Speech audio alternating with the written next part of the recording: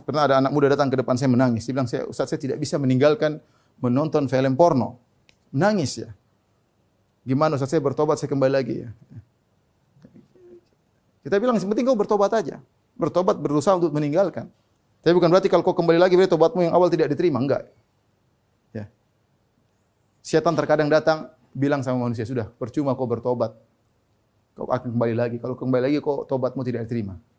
Enggak. Kapan seorang bermaksiat? Jika memenuhi persyaratan, yang penting dia memenuhi persyaratan. Dia menyesal, dia menangis, kemudian dia meninggalkan ketika itu dan dia bertekad tidak kembali. Kapan dia terjerumus lagi itu dosa baru yang dulu telah diampuni. Makanya jangan pernah bosan untuk bertobat.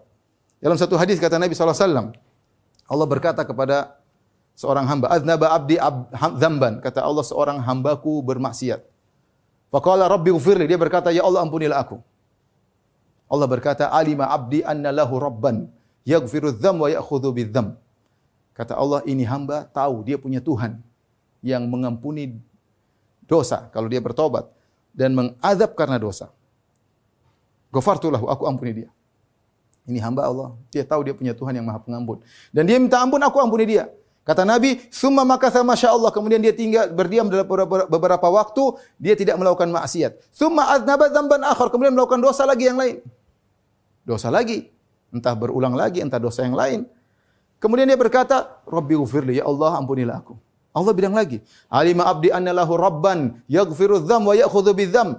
Hambaku tahu dia punya Tuhan yang mengampuni dosa dan mengadab karena dosa. Ghafartu lahu, aku ampuni dia. Tsumma makatha masyaallah, kemudian dia dalam waktu yang lama dia tidak berdosa. Tsumma adznaba dzamban akhar, kemudian terjumus lagi dalam dosa yang lain. Dia berkata lagi, "Rabbi ghfirli, ya Allah, ampuni aku." Kata Allah, aku ampuni dia lagi. Falyaf'al abdi ma syaa. Silakan hambaku melakukan apa yang dia kehendaki. Jika dia berdosa, dia bertobat, bertobat dan Allah selalu membuka pintu tobatnya.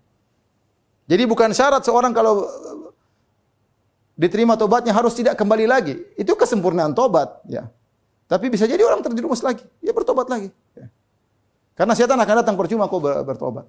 Kau akan kembali lagi. Saya tahu kau itu. Sudah, ini dia tidak bertobat. Akhirnya meninggal dalam kondisi tidak bertobat. Waliyadzubillah. Dan inilah setan menang. Iblis menang.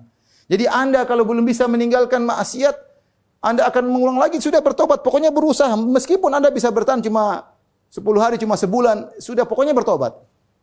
Serahkan kepada Allah, mengeluh, menangis kepada Allah. Ya Allah, kenapa saya tidak bisa meninggalkan?